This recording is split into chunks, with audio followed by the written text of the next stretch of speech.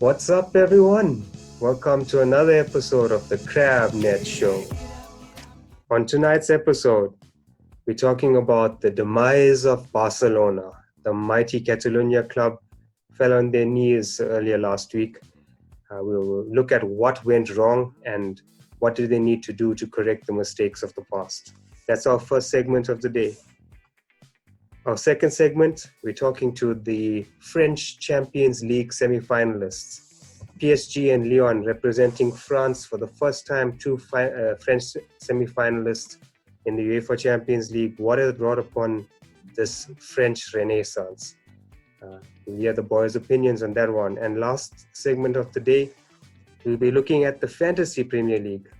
Yes, the English Premier League fantasy gameplay has opened up for next season, and we'll hear from our guests and analysts around who would be the ones to watch in the coming season. A fun show packed in today. I'm your host, Raj. Thanks again for joining us on this, the 10th episode of the Crab Net Show.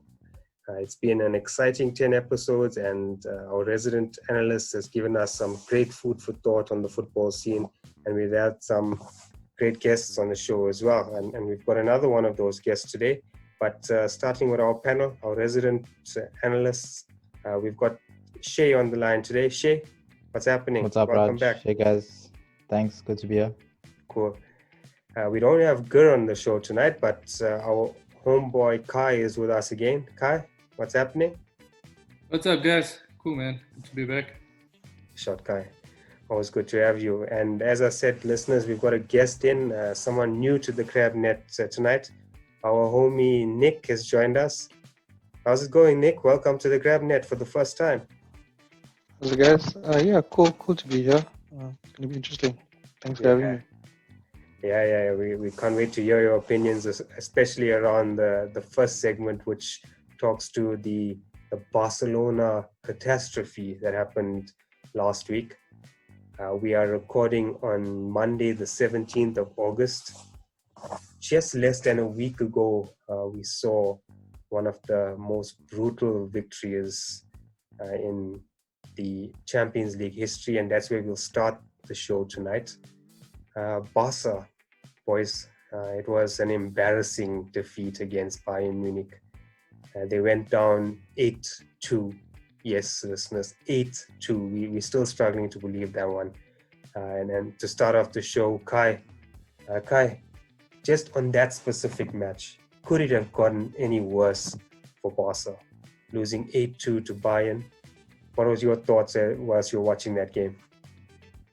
It was a pathetic performance from Barca. I mean, we all know Barca to be those great, well, to have those great sides, and just never wilt under pressure. But I mean, to be honest with you, that Barca side, they had quite a few crappy players, but I mean the core is still there, right? You still got the likes of Suarez and Messi, Vidal, but I just feel that the team was not set up correctly. I mean, I was telling you while we were watching the match, I mean, there's no width in the team. Vidal is playing as a number 10. There was no game plan, So in short, it could have gotten worse. I think they were lucky to keep it at that scoreline. They could have easily scored. I mean, Bayern were rampant form. And they could have easily scored more goals than that, man. Yeah. And as you said, it could have gotten worse. But the thing that stood out for me, and Nick, I want to get your thoughts on this one, is the way that they just gave in towards the latter part of the game. We saw Coutinho come in against his parent club and get an assist and 2 goals in the last 10 minutes of the game. Looking at the way that they just crumpled showed a lack of leadership, Nick. What were you thinking when you saw the entire game, and especially the last 10 minutes when Barca really went down on their knees? Nick, you with us? Nick, you're on mute. Let's get him back in the game. Nick is having some technical difficulties. Shay, maybe let's get your thoughts whilst Nick is sorting that out. Shay, what's your thoughts on after watching that game?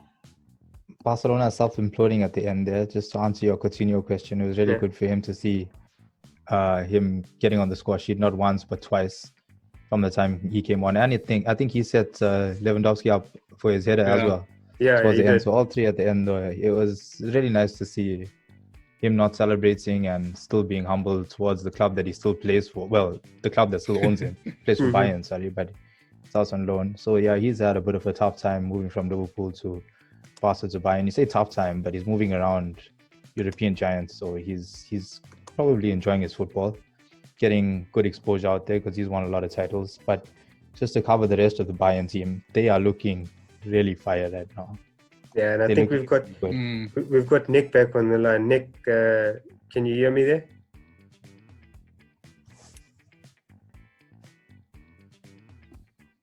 I don't think Nick's audio is working. Yeah. Whilst we're getting Nick back, Kai, we always talk about the GOAT discussion, and we saw one of the big names being Messi show absolutely no sign of being the greatest footballer of all time. What were you thinking as a big Cristiano fan, looking at Messi being a shadow of himself against Bayern? Yeah, in fact, when you sent us these topics today, I was actually thinking about it, and for me, there's two things on that one, right? It shows that this Barca team, including Messi, have too much of player power at this stage, and you can see that for me, it seems like they're trying to play that manager out. And I think just before we started recording, that the manager actually got sacked. Yep. So Setien just got sacked now, So for me, that's one aspect to it. And I think the second part is that that Messi and the Ronaldo debate always has Iniesta and Xavi included in it. And you can see this Messi without Xavi and Iniesta. It's difficult for him to play the game that he normally plays, freed up, no, restriction on the ball and, defending and all of these things. He doesn't need to do all of that. For me, it feels like he's frustrated at the moment. The club doesn't play around him. In fact, they don't seem to have any direction at this stage. Yeah. But, I mean, you would, as I said, Barca wilted under the pressure from Bayern. And you'd never ever see that from a Barcelona side, especially with Messi in it. So for me, this is what shows true greatest of all time, and it just didn't turn up for it, man. I mean, Ronaldo on the other hand, you could even in that Juventus game when they got knocked out, you could still see that he was still showing passion, Yeah. And I guess that's a big talking point. And Shay, to pull you in to this one, there's lots of talk that many of the Barca players might not see the end of their days in the Barca shirt. But will Messi be one of those? What's your thoughts on the rumors there? Firstly, before I start speaking, let me just make it explicitly clear that I'm a Real Madrid supporter. So there will be a hint of bias in everything I say. But it seems like these German teams have a way of dismantling these established big teams. I mean, after what they did to Brazil in the World Cup, and every now and then you see it happening where a German giant will go and triumph over a Spanish giant or one of the other big names. And this night was clearly one of them. 8-2. Barcelona just self-destructed. You can see when the best player in the world, in their eyes, is his head is down. He's not interested. He's not even trying to get that consolation goal to get it back to a reasonable, respectable score. And the defense was just exposed. If there's one thing I'll take away from this game that I'll always remember, it is the rise of Alphonso Davies. And what that guy did from the time he came on, when he took on that right back, Nelson Semedo. If you get a chance to watch the highlights, go and watch the fifth goal of this game. If you ever want your winger to have an impact in the game, this is exactly what you'll expect for him. He had him on the byline. He had him one-on-one with the ball absolutely stationary, and he dropped the shoulder at perfectly the right time. Kick down, pace across the goal. Young man. Yeah, I'm really impressed by him. Yeah, and I think we'll definitely speak a lot more about Bayern as they progress, and then I say progress, but we'll see if they do. But sticking with Barca, and we've got... Because even on that, they still have frailties in that squad, so I'm glad that there's going to be more segments to that. Because Yeah. a more put together side, I think would have might have even damaged this Barca side. They played an extremely high for line. sure. And I mean that's where I wanted to get Nick to come in, but we've got Nick back on the line. Nick, you can hear us now? Yeah, guys, sorry about that. Had No some worries, technical no worries. difficulties. Yeah, so I mean, Kai spoke a bit about the Barca manager Setien being sacked, and if we look at the management style that he's brought over the last 6 months, but even before him, we could see the Barca team changing their normal way of playing, and I don't think it suited them. But what was your thoughts? What did you think of Barca as a team over this last season? They failed in the La Liga pursuit, and now they've been embarrassed in the Champions League. What went wrong?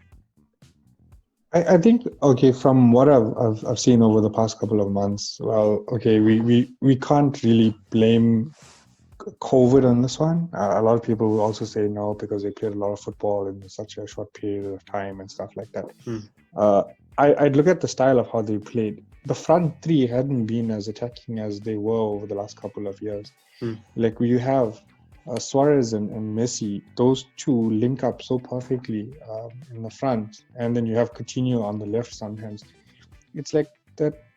Coutinho before he left. It was like that front three was like they were brilliant. And if you look at them now and the way the style of football that they're playing, it's like they try to play such a holding midfield sort of game. I don't see the attacking strength as it used to be. They're not as feared as it was. I also did think that Ronaldo is no longer in Spain, and Messi has nothing to challenge himself. So he hasn't played as well since Ronaldo left, technically. Yeah, and maybe if you look at who Messi played with, and Shay, I want to pull you into this one.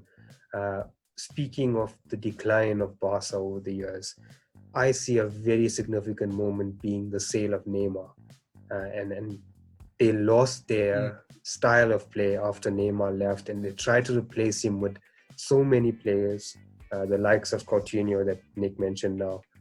We saw Dembele being bought in with a lot of money, and quite recently Griezmann, but no one really fitted that mold that Neymar provided to the Barca team. What's your thoughts on that one, Shay? So we've seen this Barca team together now for a good couple of years. We've seen Spanish dominance, seen them win the Euros and the World Cup, and then Champions League after Champions League, and they've always been the team that intimidates us. I mean, especially Madrid and Barcelona with those big names in there with Messi and Ronaldo. Now finally we see Ronaldo leaving.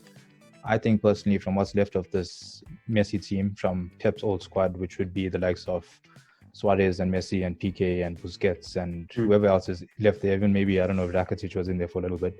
I really don't rate Rakitic. I really think that midfield needs a reshuffle. Yeah. But the core of the squad, like Kylan mentioned earlier, I don't think they should be selling every single player. I think that's a legitimate threat that the coach is allowed to put on his players because they are earning that paycheck, and they did just get whipped 8-2 in the Champions League by Bayern. They should fear for their jobs right now. I mean, in that Barcelona team, Piqué may need to question, is it time for me to move on? Yeah. Messi may question that. But if they should recover from this, which they can, and they will, and they'll still win titles, whether Messi stays there or not, Barcelona team will always be that prestigious name that challenged for La Liga and European dominance. But they need a new reshuffle. We've seen over the years players like Ronaldinho who linked up with Messi when Messi burst onto the scene.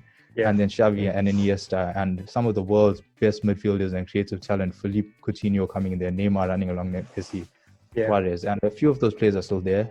I'm sure they wish Neymar stayed and they wish they can get him back. And they probably, right now what's happening is a bit of an ego battle in that change room because they're not happy with Griezmann there because he's the reason that Neymar had to leave. And I don't think that's good for the squad. I think they should have welcomed Griezmann for his talent at what he did at Atletico. He is very respected in Spanish football. He's a brilliant player. Yeah. And I mean, from a style perspective, and Nick, maybe let's get your thoughts on this one.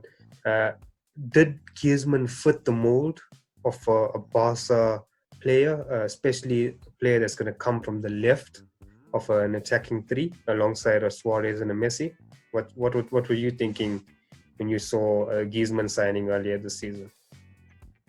So I don't think he's suited to playing from the left. from watching him play for France, I think the World Cup winning squad, he didn't really play on the left as much as he did in the number 10 role, and playing an attacking role through the center, supplying the pass to the forwards when he needed to. Playing on the left wasn't so much of, I think it doesn't work for him as well in Barca, because we've got two other players who is not linking up with right now. So I don't think the Barca fit for Griezmann is I think personally it's not a good fit. Yeah. His style of play and stuff like that, he Didn't needs to welcome him be there. front He and was never- center. Yeah, but I don't think, as Nick said, I agree with that. I don't think he fitted the mold of the style of play that Barca used to. And then Kai, to close this one out, I want to get your thoughts on the overall recruitment strategy that Barca have had over the last 3 to 4 years, where, as I mentioned, the likes of Dembele, the likes of Coutinho, the likes of Griezmann, all players who they've paid more than £100 million for. Is this a sign that maybe the problem lies off the field as well for a Barcelona team who's not found their way since Pep Guardiola has left? Kai? Yeah, definitely. I mean, from a transfer perspective, as you said, they don't have a clear plan at the moment. I mean, Alicante would damage there in that Bayern demolition of them. Xavi, Iniesta, Mascherano, all of these guys were never replaced, you know? Yeah. And history actually shows that Barca usually develop their players through the La Masia. That's not happening at the moment. I mean, even when we were watching that game, I told you, there's not a lot of youth that's coming into this team that can step into this Barca side. Previously, you had the Xavis, the Iniestas, the Fabregases that were all earmarked to get into the side. But now it seems that the philosophy has changed. There's no Barca DNA anymore. They're going into the transfer market haphazardly, just going for players that seem to be big names at the moment, but there's no structure to the team. And I think it goes a little bit further than that. I think the managers that are coming in at this stage are not respected by these high-profile players. I mean, the last guy, Pep Guardiola, was there for years, winning titles, winning cups, and that's because everyone respected him. He was a Barca man. It's going to be difficult for them to get back on track, but I think the trend we've spoken about a few times now. The trend seems to be ex-players coming back into the side, just to put them back on track, get the philosophy back on track, and all of those things. And who knows, maybe Xavi will come back into the side. Yeah, there's rumors and of the likes of Pochettino and Koeman, Ronald Koeman coming in. But I think that's going to be a temporary measure. I'm very much aligned to what you're saying, Kai. I see Barca using the next 12 to 18 months to just stabilize the fort and get it ready for Xavi. Xavi's contract with the Saudi team that he is currently managing comes to an end at the end of next year. And I think it's very likely that Barca will only really find their blueprint again when there's a whole old boy back at the wheel. But interesting to see how many players they release between now and then. Yeah, and that's going to be a big frenzy around not just people picking up the likes of Suarez and PK, but Barca raiding the rest of Europe for some of the best players, because we know that they've got an open checkbook. But yeah, boys, it was disappointing to see Barca struggle. But moving on to our second segment, where we saw the French and German teams book their places in the last four of the Champions League. We saw PSG with an incredible comeback in literally the stoppage time period, scoring 2 goals to get past Atalanta in their quarterfinal. And Lyon, Olympique Lyonnais, getting past the favorites that we called on this show, being Manchester City, and getting past them in quite style as well. 3-1 victors in the last quarterfinal, booking their place. And that brought a discussion around the French teams, and that's where we're going to start. To get your opinions first, Shay.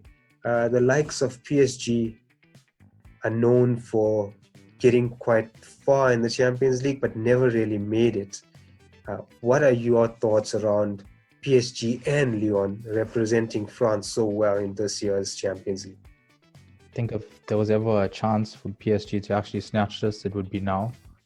With the biggest threats in their way being Bayern, and if they get through to that final, then it will probably be a Bayern PSG final. But in the past, we've seen teams like Juventus, Manchester City, and PSG time and time again come there, come to the quarterfinals, come to the semi-finals, and fail, which we just saw with Man City and Juve again recently.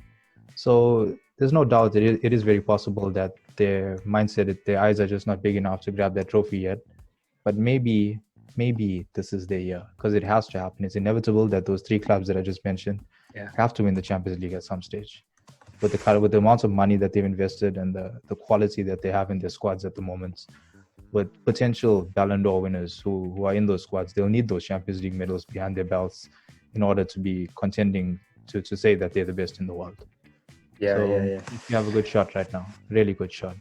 And I guess these French clubs, both PSG and Lyon, are seeing some great talent come through, and French talent. And Nick, I want to get your thoughts on this one. You mentioned Griezmann being part of the French World Cup winning side in 2018. Could this be a turning point for French football, reigning World Cup champions, seeing two teams in the Champions League semis? Is this a turning point for the French clubs, or do you see the likes of the Spanish and English teams dominating Europe again next season, this being just a once-off for the likes of Lyon? I honestly feel that it's the French team's turn to shine. I think they've sat in the shadows for quite some time, especially when it comes to Champions League.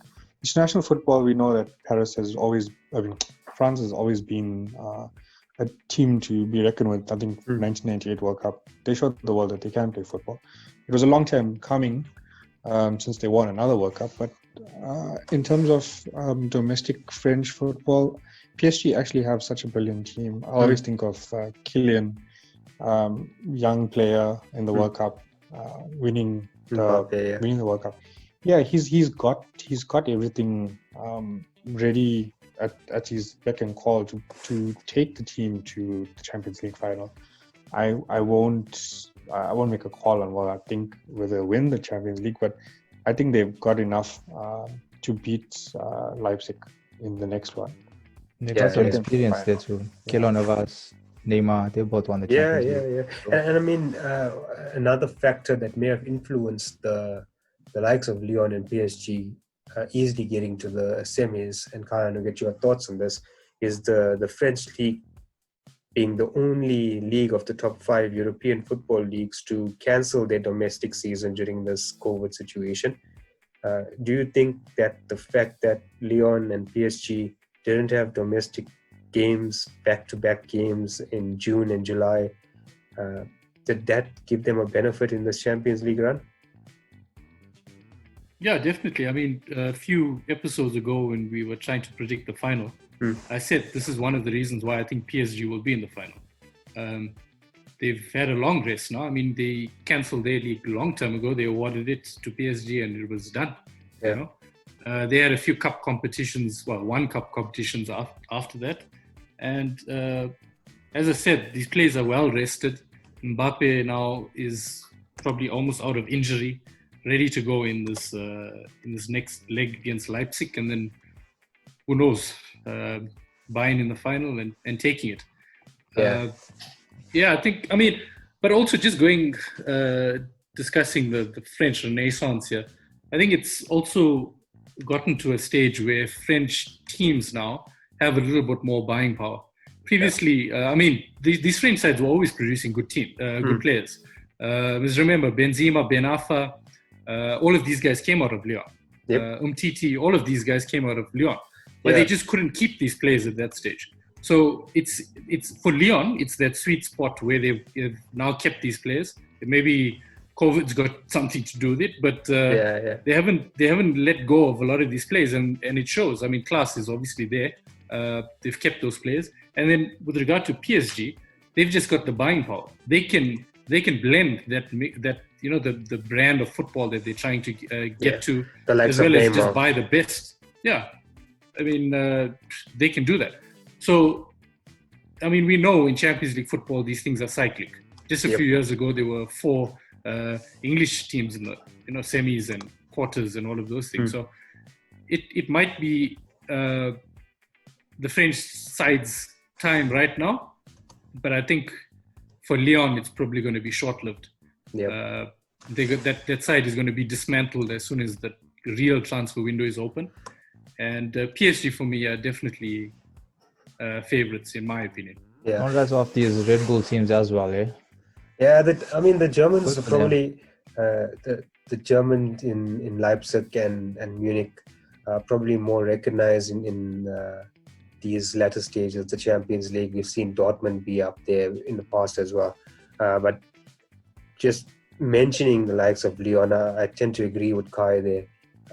This is probably a once-off tournament.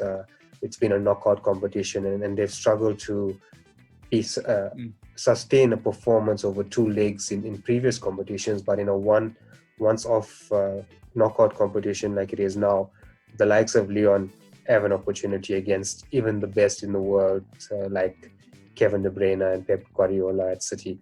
So congrats to the Lyon boys, but I think PSG, it was an expectation, and now it's still an expectation for them to go ahead and take this Champions League glory. And the only team that's potentially going to stand in their way is the Bayern machine that demolished Barca. So let's see how the semis go this week. We'll see both games, once-off games again in Lisbon. And with both French teams get to the final, I would be surprised. My money's still on Bayern now that City is out. Boys, around the table, do you see any of the French teams, PSG or Lyon, taking this title? Nick, starting with you. Even though I'm a real French PSG fan, I'd love to see them lift the title. But after seeing what Bayern did to Chelsea and then Barcelona, I think it's their year. It's theirs it's theirs to lose, basically. Yeah. I'll leave it as that. Shay, any chance for the French boys against the Bayern monster? I love both these teams, so I really don't mind which one takes it. Bayern, obviously, the more experienced. They probably have like 4 or 5. I think may even be 5 Champions League titles. But I'm really hoping PSG get their first one too. So whichever way it goes, I'll be happy. Unless Lyon or Leipzig come in, but even I'll be happy for them too. It'd be nice for the underdog to get something. Yeah, Shay always loves the underdog. So hopefully it is the likes of Leipzig, who's got 33-year-old manager. He's almost our age, and he's managing a Red Bull team that's only been in existence for 11 years and potentially could be leading them to success. That is crazy. Ian Nagelsmann. Remember that name. He's going to be a coach in our era for many years to come. Did you just say he's 33 years old and he's coaching Leipzig? Yes. So Champions League semi-final. Yes, yes. That'll definitely be a talking point if he can bring victory. But Kai, to get your thoughts, last one up, are you picking either PSG or Lyon? I know you did have money on PSG initially with the likes of Mbappe. Are you still looking at PSG as favorites? Yeah, I mean, as I said, as much as Barca demolished Chelsea and Bayern demolished Chelsea and Barca, that side has a lot of flaws. I mean, they've got brilliant players, but tactically they're not set up correctly. They play extremely high line, and I'd like to see that exploited against PSG in the final that I predict. And I think PSG will just have too much for them. And I think it's more about just being too much. They probably have more of a drive than Bayern. They want this cup. And they probably, they'll push harder for it. Yeah, they definitely. PSG need it more than Bayern. They need to show success after all of those Qatari millions were spent on the likes of Neymar and Cavani. So let's wait and see. But yeah, my money is on Bayern as well. I agree with Nick. They just dominant this season. But let's see how it goes, boys. And yeah, that's the European scene, Champions League. We still got some weeks ahead before domestic football starts again. But our last segment, something that excites all of us, even though football in the domestic English Premier League season hasn't started, but the Fantasy Premier League campaign has started, and the Fantasy Premier League is something that we enjoy talking about on the show, and I'm pretty sure that all our listeners enjoy listening to it, enjoy playing it, and lots of rough competition amongst friends and family alike. Boys, to get your thoughts, they opened up the Fantasy Premier League just a few days ago. Kai, to start with you, some big changes to some of your favorite players, especially Oba. If he stays with you, he's going to be playing in midfield this year. That must have been a left side choice from you. I mean, definitely. I mean, it was such an easy choice previously. You just put Oba up front and he's letting him score goals for the whole season. Yeah. Even in that shit Arsenal side, you know that you're going to get at least one goal, from him. But for me, my pick would definitely be, outside pick would be Pepe. I mean, forget that the season that he had before joining Arsenal, he was involved in 33 goals. I think it was just 22 goals and 11 assists in that one season. He came to us last year and he didn't start off well, but he still ended up with 5 goals and 6 assists in the league. So I like to see him in a full season, probably perform better, especially with Willian come in and Lacazette probably on his way out. So you're probably going to get him getting them play in the right positions. Mm-hmm. And I think at 8 million, that's a bargain at this stage. Yeah. So are you not going to fit Oba in your team, being very expensive in the game for 3 of the most expensive players? Oba is priced at 12 million. Does he have space in your team? Yeah, so the Pepe was my choice for you guys, but I'll definitely have Oba in my team. Kyle loves sending everyone off on a tangent because he quietly niggles his team, just like the Professor Wenger. But Nick, speaking of the other 2 12 million rated players, Sadio Mane and Mo Salah, 2 of Liverpool's highest scoring players in last season's fantasy.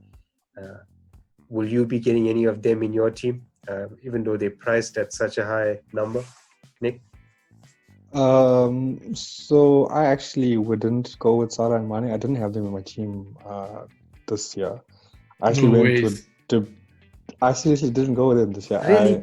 I started with both of them.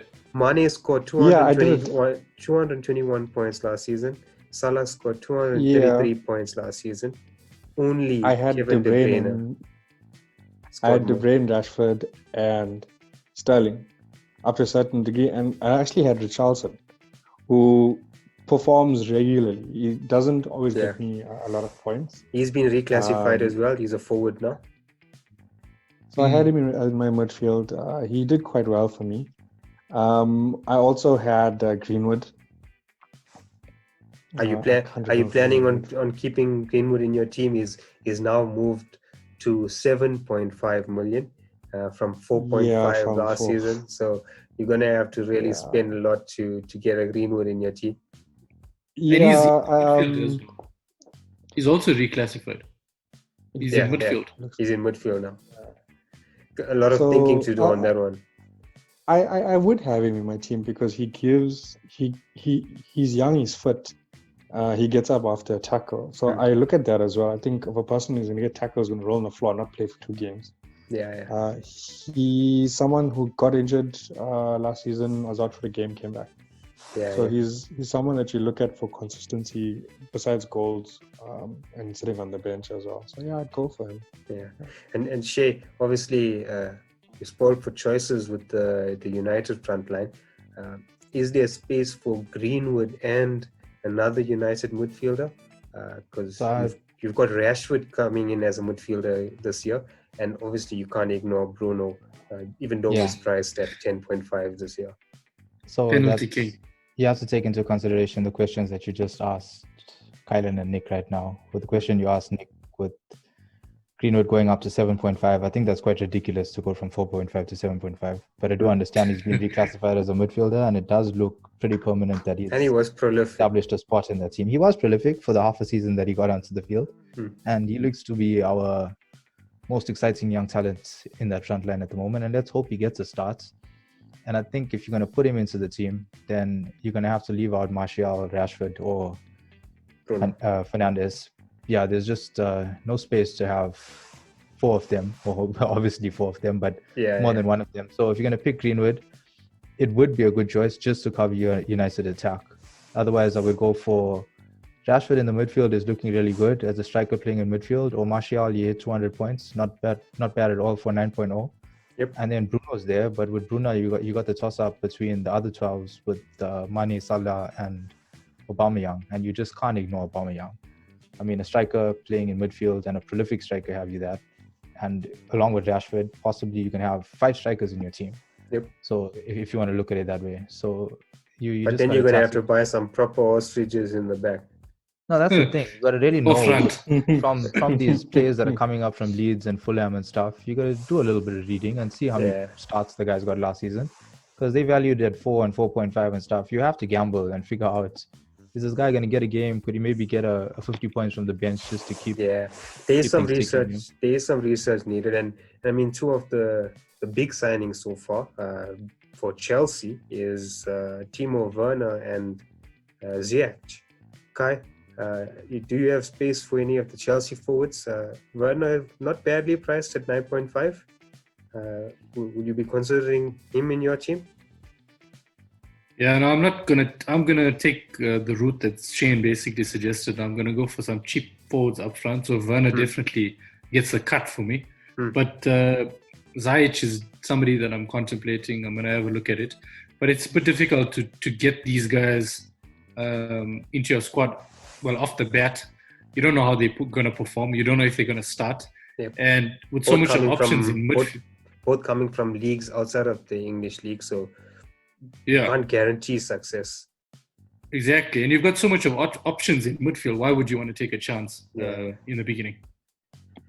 Yeah, so if you're thinking about a Chelsea player, you'd rather look at a guaranteed point scorer in the likes of Pulisic, guys who've been consistent over the last few years.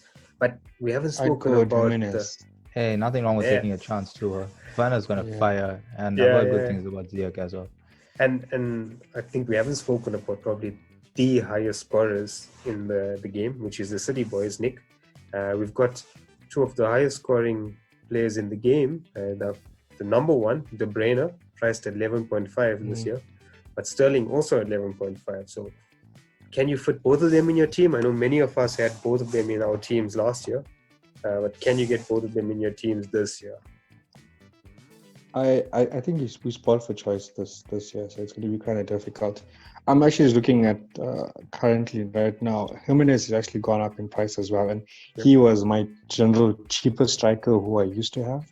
How much is he started the season off at 6.5. Now it's 8.5 now. And it's like, it's one point that you have to think now, am I willing to spend that amount? But it's gonna, having him up front is, for me, is gonna cause a slight delay in how I'm gonna set up my midfield. Yeah. I'm probably gonna have to go back to my Sheffield defense, like what I did last season. I have this theory: don't neglect your defenders. Yeah, and I was gonna come to you with that one, Shay. I mean, the likes of Trent, 7.5 for a defender. What I noticed over the past couple of seasons, and I haven't really taken advantage of it before, but maybe it's a good time to mention it. We'll just see how it goes. But within the first 10 or so game weeks, your defenders, midfielders, and strikers tend to have, your leading ones tend to have more or less the same points, which is close to 100 points after 10 game weeks, I would expect. Shay is giving away some trade secrets here, listeners. Well, I just think if you got a wild card available, why not put that extra? I know it's very tempting to go for these 12.0s in the midfield and stuff, but why not put a little bit of extra focus on your backline? Play your 3 or 4 defenders, quality defenders who are going to have a good start to the season, and then get that strong foundation, and then play your wild card afterwards. Yeah. I mean, you have to balance it nicely. I know your bench players can be super cheap. Mhm. It doesn't matter about your bench. It's just about that starting 11 that you have on the pitch. I sort of flunked it last year. I was trying to put cheap defenders in the beginning, and I put Sheffield defenders. And I even had It Henderson worked as out my well for keeper. you. And these guys were Yeah. gunning. I swear, you got your defender who was scoring almost every second game, and you're like Yeah. smiling all the way to the bank, and he was a number 7. Landstrom was So, like yeah. 4.5 or Landstrom, something, yeah. and he Yeah, was a yeah. defender, and he was playing in midfield, and he was cracking it. Yeah. There were So it worked some out for me. I don't some- think this year I'm gonna be that Yeah. lucky. there were some real bargains last year. Who's your bargain choices this year, boys? To close out today's show, pick your bargain buy, and we're going to hold you to this one at the end of the season. Who's Yeah, you this can't only pick year's one. Lundstrom? You can give me as many as you think. Let's start with you, Shay. Who's your bargain pick for this year's Sure, you Fantasy have to Premier start League? with me. That's a The tough one name but out there? Remember, it can be 7.5 for Trent. Might be a bargain. Okay, I'm gonna go with the wild card, and I'm gonna put out Werner for Chelsea. Even though he's not in my team, I really think he's gonna explode. Timo It's gonna Werner be that. from Shea. Gonna be the hit of the season. Let's keep an eye out and see if Werner can perform at Stamford Bridge. Nick, who's your wildcard pick, bargain buy that you must have in your team?